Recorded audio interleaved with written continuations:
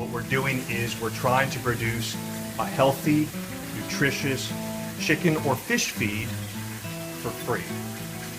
So we're basically trying to infuse self-reliance into the farm by transforming a waste stream into something that's usable. And that usable item is the grub bodies. So the mature grubs get fed to the chickens and fish. So the whole purpose of the adult is just to procreate, to mate and lay eggs. So you really won't see them ever bothering you, like at a picnic, or if you're having lunch here. They're really not going to be relevant or a nuisance, and that's a wonderful benefit of this species.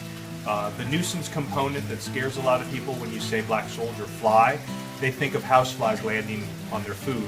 And they should be concerned because houseflies transmit a lot of disease, and it's not a good species to cultivate. This one is not a vector of pathogens, and that's really important to convey to your audience that this is not a species that's going to harm their family. Nice.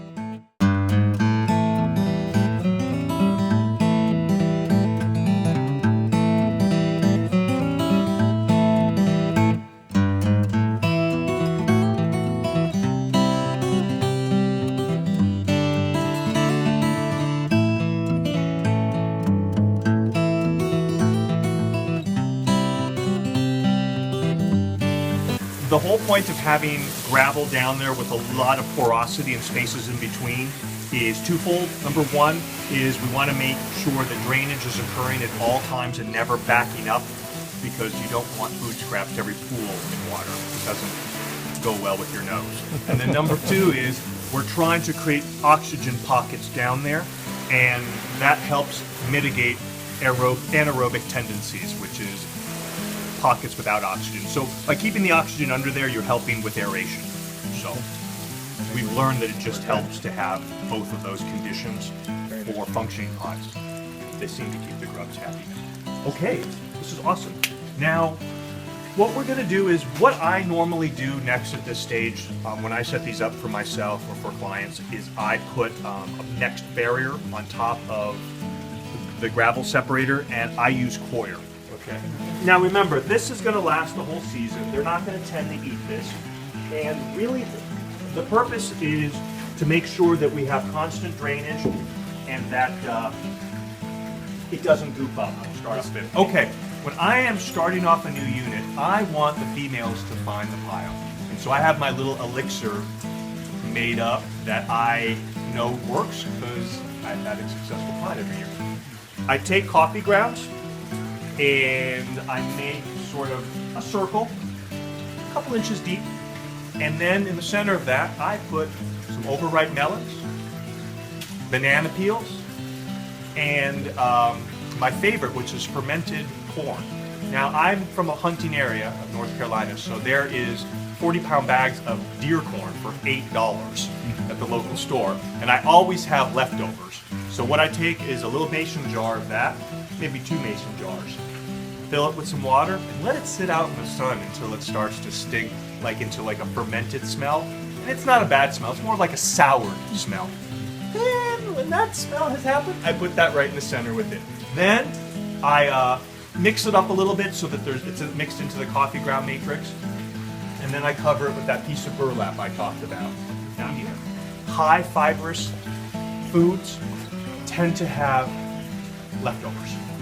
They get eaten. You go putting in offal there or some, meats and cheese and carbohydrates, there's nothing left. I mean, they eat it down.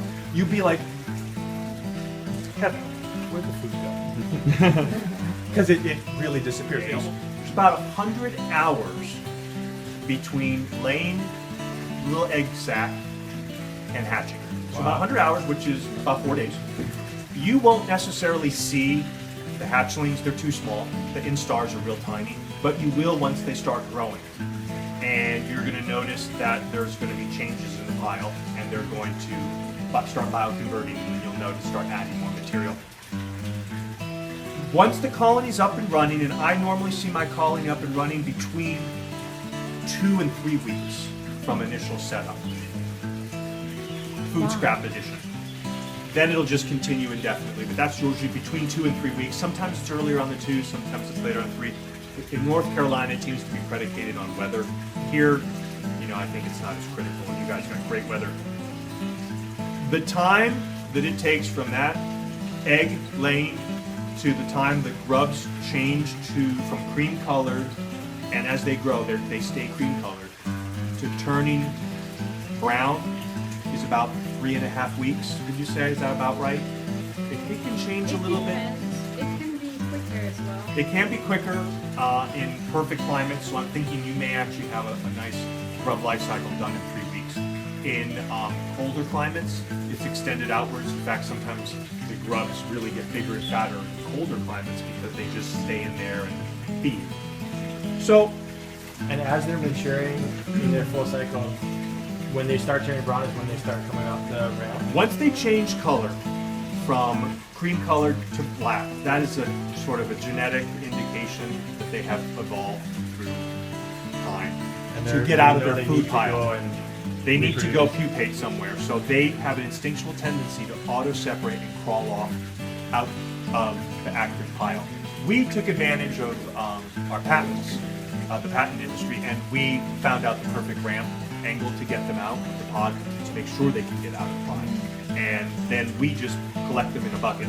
Now, in regards to the bucket, I told Kevin earlier what to do to really lower the amount of stolen grubs. Just get a 2-inch outer diameter clear tube from Home Depot or Lowe's, get the band clip, clamp it on, and then a 2-inch hole in the lid of your 5-gallon bucket. And again, work with materials you have. Don't go buying some fancy bucket at Neiman Marcus. Gold-plated. Yeah, we don't need designer equipment for grubs. So, 3.5 weeks, you will start seeing grubs appear in your bucket, and that's a wonderful thing.